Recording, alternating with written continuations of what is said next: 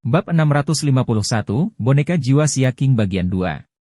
Xia Ruofei mengulurkan tangan dan menyentuh pria berbaju hijau itu. Kulitnya masih elastis, hampir sama dengan kulit orang sungguhan. Bukankah teknologi simulasi ini terlalu mengagumkan? Dia bisa saja menghajar mereka yang disebut robot replika manusia. Xia Ruofei ingat bahwa pria berbaju hijau itu berpakaian seperti orang kuno. Ia menduga orang yang membuatnya pasti berasal dari dinasti sebelumnya. Untuk dapat membuat boneka palsu pada saat itu hanya menumbangkan pemahaman Xia Ruofei. Untungnya, boneka jiwa itu berwujud seorang pria paruh baya.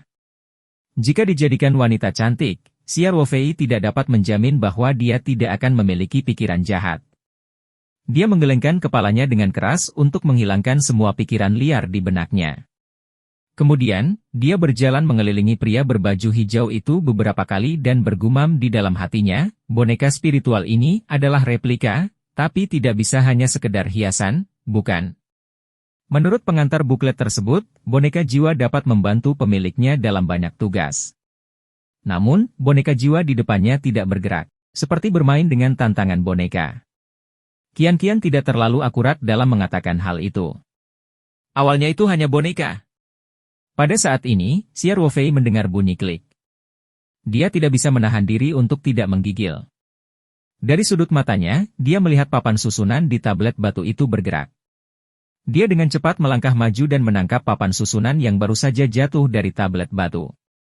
Kemudian, alur pada tablet batu tersebut menghilang dengan kecepatan yang terlihat dengan mata telanjang. Tablet batu itu kembali ke tampilan kuno aslinya, dan tidak ada jejak alur yang terlihat di atasnya. Xia Ruofei berpikir ini terlalu tidak masuk akal. Jika dia tidak bereaksi dengan cepat sekarang, papan susunan itu akan jatuh ke tanah. Komponen logamnya tidak menjadi masalah, tetapi domba batu giok putih gemuk pada intinya mungkin dalam masalah. Ini adalah domba dengan kualitas terbaik giok putih gemuk. Itu sangat mahal. Tunggu sebentar. Domba giok putih gemuk? Xia Ruofei mendapat inspirasi. Dia ingat dengan jelas bahwa buklet itu menyebutkan bahwa tanda pada batu giok putih adalah inti untuk mengendalikan boneka spiritual. Mungkinkah itu kunci untuk membuat boneka spiritual itu bergerak? Saat Xia Ruofei memikirkan hal ini, dia dengan cepat mengambil papan susunan. Dia mengerahkan kekuatan dan mengeluarkan domba giok putih gemuk dari tengah papan susunan. Lalu, dia mulai khawatir lagi. Dia bisa menebak arahnya, tapi bagaimana dia bisa menempatkannya pada boneka spiritual? Robot di TV langsung membuka palka dan kotak energi bisa dimasukkan. Mungkinkah dia harus melepas pakaian pria berjubah hijau dan memeriksa di mana domba batu giok putih gemuk itu ditempatkan? Ketika Xia Ruofei memikirkan hal ini, dia tidak bisa tidak membayangkan pemandangan itu dan merasakan hawa dingin di hatinya. Xia Ruofei dengan ragu-ragu memegang sepotong batu giok putih seukuran telapak tangan dan dengan lembut menyentuh pria berbaju hijau itu. Dia berkata, "Ambillah." Pria berjubah hijau itu tetap tidak bergerak.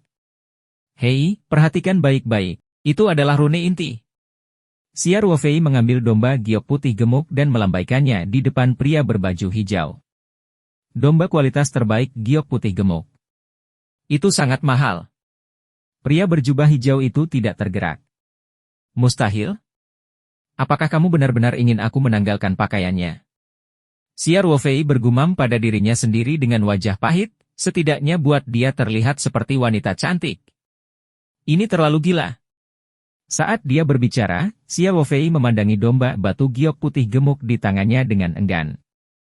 Dia ingin mencobanya. Jadi dia melepaskan energi spiritualnya dan mengedarkannya di sepanjang garis rumit dan misterius yang terukir pada domba giok putih gemuk.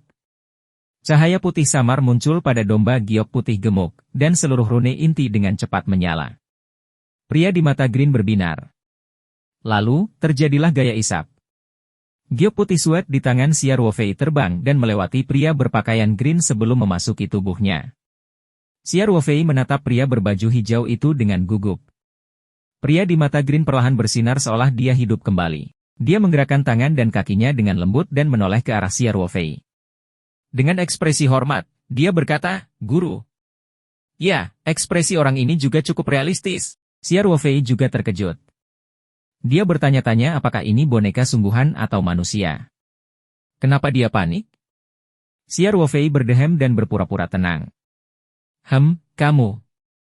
Siapa namamu? Tuan, tolong beri saya nama. Pria berjubah hijau itu membungkuk sedikit dan menjawab.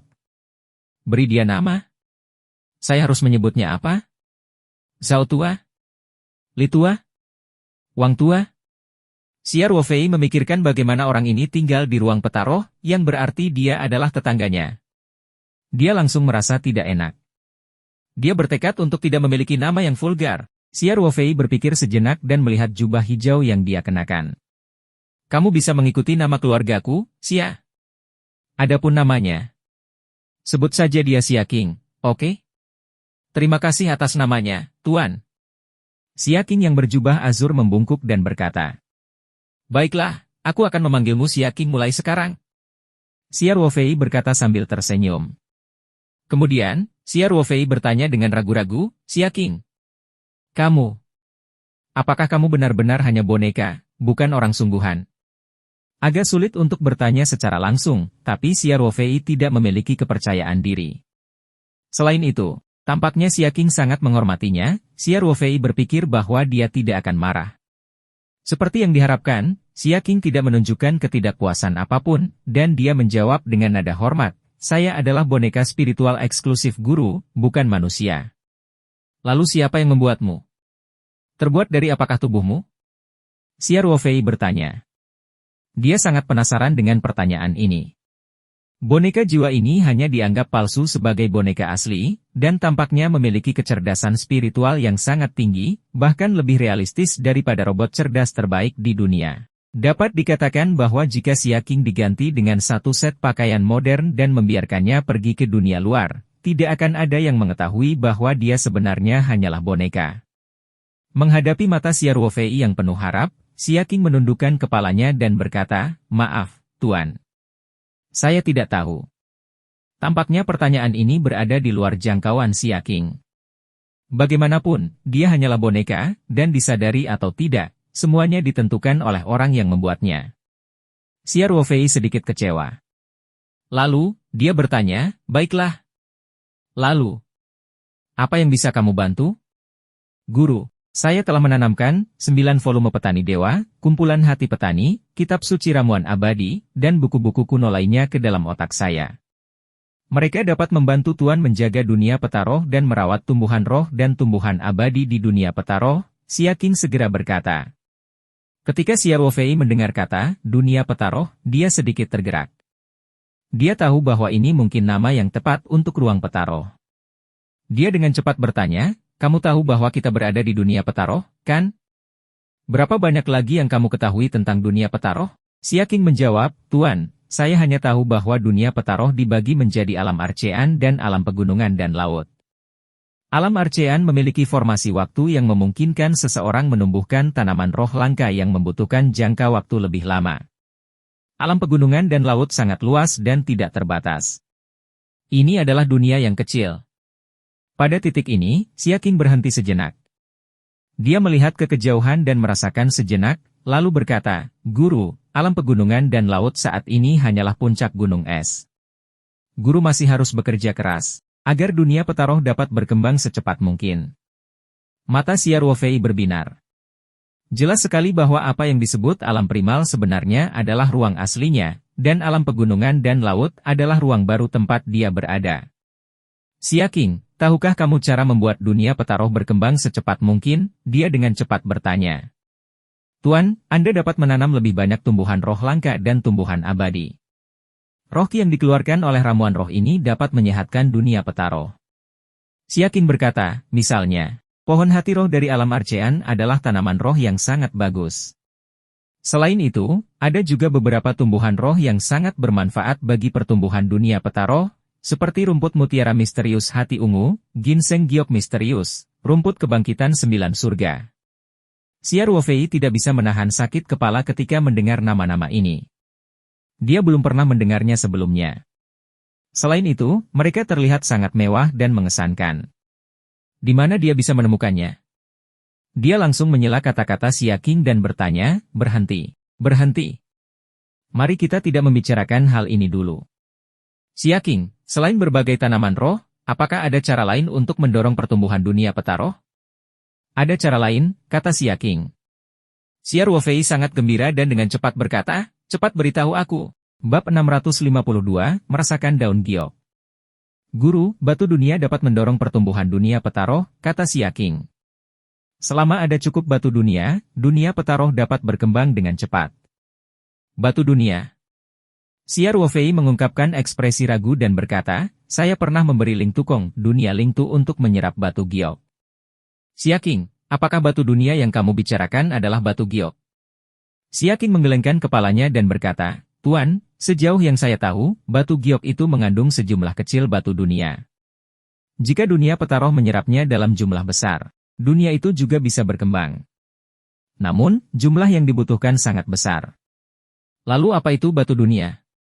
Xia Ruofei bertanya tanpa sadar. Kemudian, dia mendapat inspirasi dan dengan cepat bertanya, Xia Qing, batu dunia yang Anda sebutkan, apakah itu seperti batu hitam? Xia Qing mengangguk dan berkata, sebagian besar batu dunia memang berwarna hitam. Namun, terkadang ada beberapa yang menjelaskannya. Saya bisa merasakan aura batu dunia segar di dunia petaroh. Guru, Anda pasti membiarkan dunia petaroh menyerap batu dunia baru-baru ini.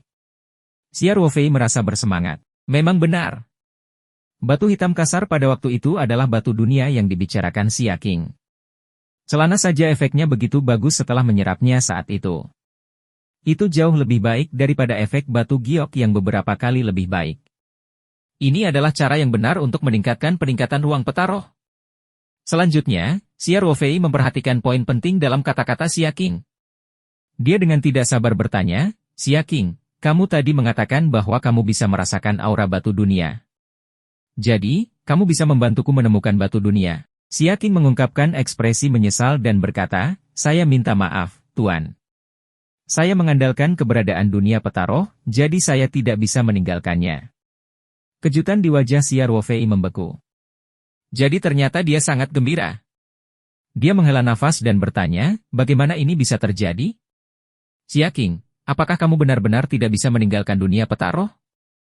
Aku seharusnya bisa dengan mudah mengirimmu ke dunia luar. Xia Qing berkata, Tuan, saya sepenuhnya memberdayakan pembentukan inti dunia petaroh untuk bertahan hidup. Biarpun tubuhku bisa meninggalkan dunia petaroh, aku tidak bisa mengeluarkan kesadaranku. Jadi, ketika saya pergi ke dunia luar, saya hanya bisa menjadi boneka yang tidak bisa bergerak dan tidak memiliki kesadaran. Setelah Xia Ruofei mendengar ini, dia menyadari bahwa jalan pintas ini tidak akan berhasil. Dia tidak bisa menahan perasaan tertekan. Tuan, Xia Qing mengingatkan, dunia petaroh sebenarnya dapat merasakan batu dunia. Xia Ruofei memaksakan senyum dan berkata, saya tahu itu. Begitulah cara kami menemukan batu dunia terakhir kali. Namun jangkauan penginderaan dunia petaroh terlalu kecil, dan dunia luar sangat besar. Ini seperti mencari jarum di tumpukan jerami. Lupakan saja, aku akan memikirkan caranya pelan-pelan. Xia Qing berpikir sejenak dan berkata, Tuan, saya sebenarnya punya cara lain, tapi saya tidak tahu apakah itu dapat membantu Anda. Oh, beritahu saya, kata Xia Ruofei. Saya mengetahui formasi yang khusus digunakan untuk menemukan batu dunia penginderaan. Xia Qing berkata, sebenarnya, aku juga punya susunan seperti ini. Mata Xia Ruofei berbinar. Saya seharusnya bisa menemukan cara untuk mengatur formasi seperti ini. Xia Qing berkata, Tuan, Anda seharusnya bisa membawa susunan itu ke dunia luar bersama Anda. Itu seharusnya bisa membantumu menemukan batu dunia. Lalu seberapa luas jangkauan penginderaannya? Xia Ruofei bertanya dengan tergesa-gesa. Ini jelas lebih besar dari dunia petaroh. Xia Qing berpikir sejenak dan berkata, tetapi saya belum pernah mencobanya, jadi saya tidak bisa memastikannya. Tapi setidaknya, seharusnya tidak ada masalah dalam radius 10 mil. Xia Ruofei sangat gembira. Bahkan jika Suani berdiameter 5 km, itu jauh lebih besar dari jangkauan penginderaan petaroh. Kita harus tahu bahwa petaroh hanya akan bergetar ketika seseorang berada sangat dekat dengannya, dan ini hanya untuk batu dunia. Untuk batu giok biasa, Xia Ruofei hanya bisa merasakannya saat dia menyentuhnya. Jika dia bisa merasakan keberadaan batu dunia dalam radius 5 km, itu akan sangat membantunya dalam mencari batu itu. Xia Qing, kamu bisa mulai menyiapkan formasi sekarang. Xiao Wofei bertanya dengan cemas, oh benar, apakah kamu memerlukan bahan? Giok, semakin tinggi kualitasnya, semakin baik, kata Xia King. Xiao Wofei sedikit khawatir dan berkata, saya tidak bisa membawa giok ke dalam medium. Itu akan langsung diserap oleh dunia petaro. Xia King tersenyum dan berkata, Tuan, saya di sini. Kamu hanya perlu membawa gioknya, itu tidak akan langsung diserap. Kamu masih memiliki kemampuan ini. Xiao Wofei tersenyum kaget dan bertanya, apakah Sweat White giok baik-baik saja? Dalam hal giok berkualitas tinggi, masih ada beberapa giok putih sweat bermutu tinggi yang diberikan Luyu kepada Xiao Wofei terakhir kali. Akan sempurna jika dia bisa menggunakannya. Ini karena Xiao Wofei biasanya tidak memiliki persyaratan tinggi terhadap kualitas giok yang dibelinya. Sebaliknya, dia mengejar kuantitas. Selain itu, Xiao Wofei tidak menyimpan satupun jade. Setiap kali dia membelinya, dia akan memberikan semuanya ke ruang petaroh untuk diserap. Domba giok putih gemuk baik-baik saja, Xia King mengangguk. Baiklah, tunggu saja. Xiao Wofei berkata, aku akan mengambil domba batu giok putih gemuk dari dunia luar sebentar lagi. Tidak masalah, katanya. Xia King menyeringai. Sambil berpikir, Xiao Wofei menghilang dari angkasa. Setelah kembali ke kamar di luar, Xiao Wofei segera mengeluarkan domba giok putih gemuk yang terkunci di lemari. Untuk amannya, dia tidak memasukkan semua domba giok putih gemuk ke dalam ruangan. Sebaliknya, dia memilih potongan yang lebih besar dan dimasukkan ke dalam ruang dengan lambaian tangan. Dia kemudian mengendalikan domba giok putih gemuk untuk muncul di depan tablet batu purba. Bab 654, merasakan daun giok bagian 3. Tanpa izin guru, saya tidak bisa memasuki alam arcean, kata Xia King. Aku akan langsung mengantarmu ke sana. Xiao Wofei tertawa. Dengan itu, Xiao Wofei membawa Xia King kembali ke ruang aslinya. Aur ginseng pembohong, dan batu ci berkulit besi sepertinya tidak menarik perhatian Xia King. Dia hanya memandang mereka dengan acuh tak acuh, dan kemudian mengalihkan pandangannya ke pohon hati roh. Pohon hati roh. Mata Xia King sedikit cerah saat dia berkata, Tuan, saya tahu bahwa ada pohon hati roh di alam arcean. Saya tidak menyangka ukurannya akan sebesar ini. Xiao Wofei tidak bisa menahan diri untuk tidak memutar matanya. Dia melihat pohon hati roh yang setinggi manusia dan sangat kurus sehingga tampak rapuh. Apakah pohon hati roh ini besar? Xia King melangkah ke pohon hati roh dan melihatnya dengan mata penuh cinta. Ketika dia melihat putik roh bunga hati, ekspresi berubah. Xiao Wofei baru saja menyaksikan kelopak bunga hati roh yang baru tumbuh di pagi hari, jadi hanya tersisa satu putik. Xiao Wofei melihat ekspresi Xia King dan bertanya, Xia King, apakah ada masalah? Saya menemukan bahwa kelopak bunga hati roh memiliki efek yang sangat baik dalam menyembuhkan penyakit dan memperkuat tubuh untuk menjaga kesehatan. Apalagi setelah dipetik akan tumbuh lagi, jadi setiap ada kelopak baru saya petik. Guru, kata Xia King dengan hormat, pohon hati roh memang merupakan alat bantu terbaik untuk menanam tumbuhan abadi dan tanaman roh, dan juga memiliki efek ajaib dalam menyembuhkan penyakit dan menyembuhkan luka. Sudah tepat bagimu untuk menyambut kelopak bunga hati roh tepat pada waktunya. Lalu kenapa kamu? Tuan, desah Xia King, jika saya tidak salah, Anda tidak benar-benar merawat pohon hati roh ini, bukan? Xiao Wofei menggaruk kepalanya karena malu dan berkata, energi spiritual di ruang ini sangat kaya. Saya baru saja menanam Poe Besenan, ginseng pembohong, dan sebagainya dan membiarkannya. Mereka semua tumbuh dengan baik. Bagaimana tanaman biasa ini dibandingkan dengan pohon hati roh? Xia King bertanya. Tidak ada yang salah dengan itu. Hanya kelopak bunga roh hati saja yang sangat berharga. Tidaklah berlebihan untuk mengatakan bahwa itu adalah fondasi kehidupan Xiao Wofei. Namun, Xiao Wofei tidak bisa tidak bertanya, Xia King, bagaimana kamu melihat bahwa pohon hati roh ini diabaikan? Menurutku itu terlihat cukup bagus. Xia King menunjuk ke benang sari dan berkata kepada Xiao Wofei, Tuan, saya baru saja menghitung. Bunga hati roh ini seharusnya hanya memiliki 5 kelopak, kan? Ya. Awalnya hanya ada 3 kelopak. Xiao Wofei berkata, sudah ada 5 kelopak sejak saat itu. Apakah ada masalah? Guru, bentuk akhir bunga hati roh seharusnya memiliki 9 kelopak, kata Xia King. Dan jika tidak dirawat dan dibiarkan tumbuh, 5 kelopak akan menjadi batasnya. Mendengar ini, jantung Xiao Fei tidak bisa menahan diri untuk tidak mencapai kecepatan yang kencang. Dia bertanya dengan cemas, "Xia Qing, maksudmu? Jika kamu merawat pohon hati roh, kamu akan mampu membuat bunga ini menumbuhkan 9 kelopak.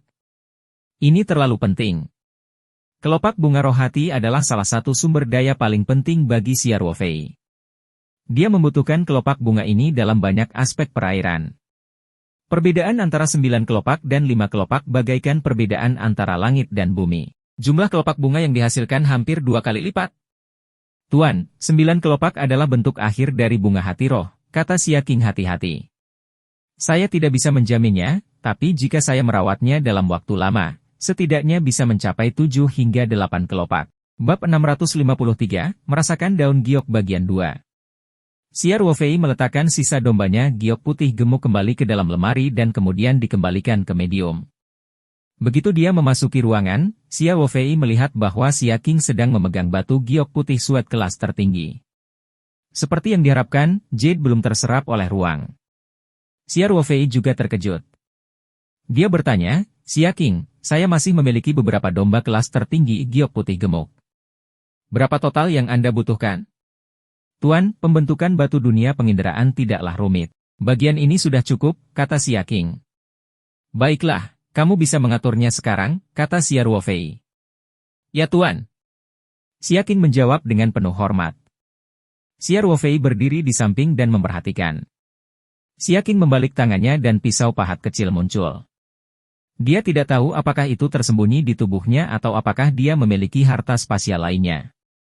Xia Qing dengan terampil mengambil pisau pahat dan mulai mengukir domba giok putih gemuk. Pada saat yang sama, dia dengan cepat mengukir pola misterius di atasnya. Di tengah peta giok yang berterbangan, Xia Qing menatap tajam ke arah domba giok putih gemuk di tangan, dan pisaunya cepat dan akurat. Setelah beberapa saat, batu giok putih gemuk domba kelas tertinggi telah benar-benar mengubah penampilan. "Tuan, saya sudah selesai," kata Xia Qing. Xiao Fei mengambil domba giok putih gemuk dari Xia Qing dan melihatnya. Potongan batu giok ini telah diukir menjadi daun yang hidup, dan urat daunnya terlihat samar-samar. Selain itu, terdapat juga garis-garis samar dengan ketebalan yang bervariasi pada daun giok, bahkan ada yang berada di dalam daun giok, namun permukaannya tidak rusak. Tidak diketahui bagaimana Xia Qing bisa melakukan ini. Semua pola membentuk pola yang sangat misterius. "Tuan, saya telah mengukir formasi penginderaan batu dunia kecil di daun giok ini. Selama kamu memakainya di tubuhmu, daunnya akan memanas dan mengingatkanmu jika ada batu dunia dalam jangkauan penginderaan." Xia Qing berkata dengan hormat. Xia Qing berpikir dan melanjutkan, "Tuan, dunia peta roh menyerap batu dunia belum lama ini, jadi daun giok seharusnya bertindak sekarang." Xiao Fei merasakannya dengan hati-hati dan memang bisa merasakan nafas hangat yang keluar dari daun giok. "Benar-benar saleh. Xia Qing, seberapa jauh perasaan daun giok ini?" Xiao Fei bertanya dengan penuh harap. Xia Qing dengan hati-hati menjawab, "Tuan, saya baru saja memeriksa susunannya. Dalam keadaan normal, ia seharusnya bisa merasakan batu dunia dalam radius 20 li. Semakin jauh maka reaksinya akan sangat lemah. Anda mungkin tidak bisa merasakannya." Xiao Fei sangat puas dengan jarak 20 mil. Baru saja, Xia Qing mengatakan bahwa dia pasti bisa merasakannya dalam jarak 10 mil. Meskipun itu adalah biaya minimum, efek akhirnya akan berlipat ganda, dan itu sudah sangat bagus. "Itu hebat. Xia Qing, terima kasih." Xiao Fei berkata dengan gembira. "Merupakan kehormatan bagi saya untuk dapat melayani Anda, Tuan." "Aku tidak pantas menerima ucapan terima kasihmu," kata Xia Qing sambil membungkuk. Xiao Fei menepuk bahu Xia Qing dengan penuh semangat dan berkata, "Kamu pantas mendapatkannya. Kamu benar-benar telah banyak membantuku. Ngomong-ngomong, Xia Qing, apakah ada yang perlu aku perhatikan saat menggunakan daun giok ini?" Xiao Fei bertanya. Formasi tersebut secara otomatis akan menyerap energi spiritual langit dan bumi untuk mempertahankan operasinya. Xia Qing berkata, "Guru hanya perlu memastikan bahwa kamu memakainya di tubuhmu setiap hari. Setelah daun giok merasakan keberadaan batu dunia, Anda akan dapat menemukannya tepat waktu." Xia Qing berhenti sejenak sebelum melanjutkan. "Tuan, semakin dekat Anda dengan batu dunia, semakin panas daun gioknya. Jadi, begitu daun giok bisa merasakannya, Master seharusnya bisa menemukan batu dunia dengan mudah. Dipahami? Xiao Wofei berkata sambil tersenyum. Ini adalah hal yang sangat kuat dan mudah dioperasikan. Kegembiraan Xiao Wofei terpancar di seluruh wajahnya. Melihat ini, Xia Qing tidak bisa tidak mengingatkannya, Guru, menurut apa yang saya tahu, batu alam itu sangat langka. Meskipun formasi daun giok telah memperluas jangkauan penginderaannya, kesulitan menemukan batu alam masih sangat tinggi. Anda harus siap secara mental untuk segala kecelakaan. Aku tahu, jangan khawatir. Xiao Wofei mengangguk, batu dunia bukanlah kubis. Seseorang mungkin tidak dapat menemukan beberapa di seluruh negara. Oleh karena itu, Xiao Wofei tidak terlalu optimis untuk berpikir bahwa dia akan dapat menemukan aliran batu dunia yang stabil hanya dengan memakai daun giok ini. Ini sungguh tidak realistis. Tapi bagaimanapun juga, daun giok yang dibuat Xia Qing sangat membantu Xiao Wofei. Setidaknya, dia tidak akan melewatkannya ketika dia berada 10 km jauhnya dari batu dunia. Sekarang dia memiliki daun giok. Meskipun dia masih dianggap telah mendapatkan jackpot dalam pencariannya untuk batu dunia, levelnya jauh lebih tinggi dibandingkan masa lalu. Kemungkinan dia menemukan batu dunia secara alami juga jauh lebih tinggi. Xiao Wofei merasa puas. Tuan, saya baru saja melihatnya. Hampir tidak ada tumbuhan spiritual di alam pegunungan laut. Xia Qing berkata, kamu harus menanam lebih banyak ramuan roh. Ini juga dapat membantu dunia peta roh berkembang. Xiao Wofei sedikit malu ketika dia berkata, Xia Qing, sebenarnya ramuan roh yang kamu sebutkan hampir punah di dunia luar. Biarpun aku ingin menumbuhkannya, aku tidak punya kekuatan. Selanjutnya, saya telah menanam beberapa tanaman yang lebih berharga di Wankong. Alam arcean. Xiao Wofei masih belum terbiasa dengan cara Xia Qing menyikapi alam pegunungan laut dan alam arcean. Dia merasa itu agak canggung. Jadi, Xia Qing mengangguk dan berkata, Tuan, saya akan meluangkan waktu untuk menggambar beberapa bagan tanaman spiritual untuk Anda. Jika Anda kebetulan terjadi di dunia luar, Anda tidak akan melewatkannya. Baiklah. Aku akan mengambilkanmu pena dan kertas nanti. Xiao Wofei berkata, oh benar, ikuti saya ke alam arcean untuk melihatnya.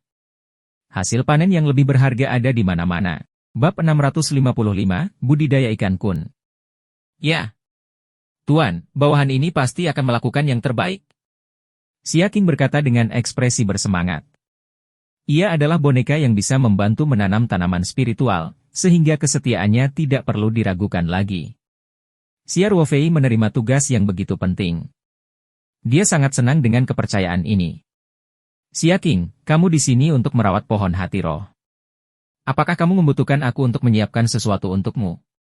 Xiao Wofei menepuk bahu Xia Qing dan bertanya. Meskipun Xiao Wofei tahu bahwa Xia Qing sebenarnya adalah boneka spiritual, itu terlalu realistis. Kadang-kadang, dia secara tidak sadar masih memperlakukan Xia Qing sebagai orang yang hidup. Tuan, saya tidak perlu menyiapkan sesuatu yang istimewa, tetapi akan lebih baik jika Anda dapat menyiapkan beberapa batu giok untuk saya. Xia Qing berkata, roh ki di alam arcean sangat padat. Saya dapat menyiapkan kumpulan-kumpulan roh sederhana dan mengumpulkan roh ki di sekitar pohon hati roh. Tidak masalah. Xiao Wofei berkata, aku akan menyiapkannya untukmu setelah aku keluar.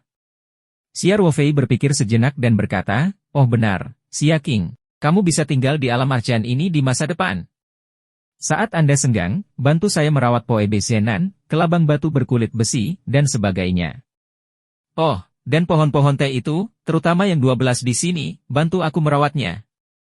Selain itu, ikan Cina yang bertengger di kolam ikan tersebut cukup pemalu, jadi berhati-hatilah agar tidak membuat mereka khawatir saat Anda bekerja. Sebagian besar bayi salamander telah dipindahkan ke sungai di ruang baru oleh Xiao Wofei.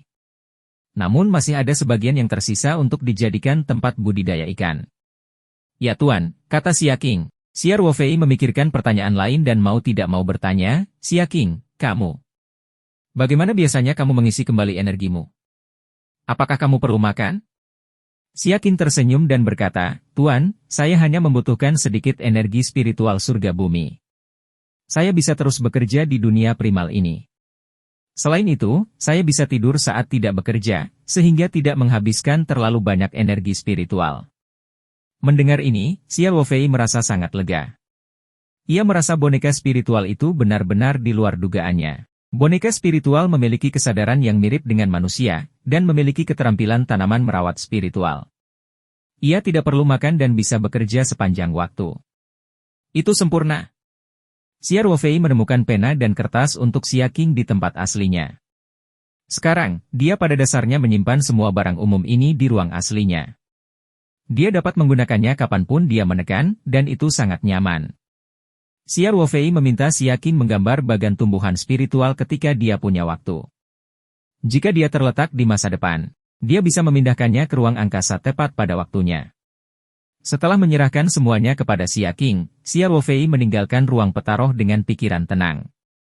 Setelah dia kembali ke dunia luar, hal pertama yang dia lakukan adalah pergi ke perhiasan Heng Feng untuk membeli bahan batu giok. Manajer kantor Sanshan Group Heng Feng secara pribadi menemani Xia Ruofei. Ini bukan pembelian skala besar, jadi tidak perlu menunggu. Di toko perhiasan Heng Feng, manajer toko dengan antusias mengeluarkan batu giok yang ada untuk dibeli Xia Ruofei. Ini semua adalah batu giok mentah, dan kualitasnya berkisar dari kaca hingga kacang. Xia Ruofei tidak tahu jenis giok apa yang dibutuhkan Xia Qing untuk membentuk barisan pengumpul roh kecil, tapi dia punya caranya sendiri. Di ruang petaroh, Xia Qing benar-benar bisa merasakan situasi di luar, asalkan Xia Ruofei, pemilik ruang, mengizinkannya. Selama Xia Ruofei mau, dia bisa menutup ruang itu kapan saja sehingga persepsi Xia Qing tidak bisa menembus ruang itu. Ini juga akan mencegah Xia Qing untuk menonton ketika dia dan Ling Qingsui melakukan beberapa hal yang tidak dapat dijelaskan. Meskipun Xia Qing bukan manusia sungguhan, Xia Ruofei tetap merasa tidak nyaman jika terus-menerus diawasi. Faktanya, ini hanyalah penggunaan sederhana dari kekuatan ruang yang tak terlihat. Xia Qing menjelaskannya kepada Xia Ruofei, dan dia memahaminya. Tidak sulit sama sekali. Jadi, sepertinya Xia Ruofei sedang memilih batu giok, tetapi kenyataannya, setiap kali dia mengambil batu giok, dia berkomunikasi dengan Xia Qing di luar angkasa.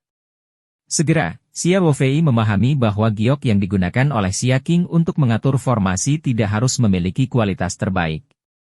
Jenis ketan sepenuhnya memenuhi persyaratan. Oleh karena itu, Xia Ruofei hanya memilih batu giok jenis ketan dan membeli batu giok yang harganya sekitar 200.000 yuan. Setelah meninggalkan perhiasan Heng Feng, Xia Ruofei memasukkan jades ke dalam medium segera setelah dia masuk ke dalam mobil. Dia menggunakan kekuatan pikirannya untuk menyelidiki dan menemukan bahwa giok tidak langsung diserap oleh ruang, tetapi di tangan Xia Qing. Xia Qing mengatur formasi dengan sangat cepat. Pada saat Xia Ruofei pulang, dia telah menempatkan batu giok pada posisi tertentu di sekitar pohon hati roh.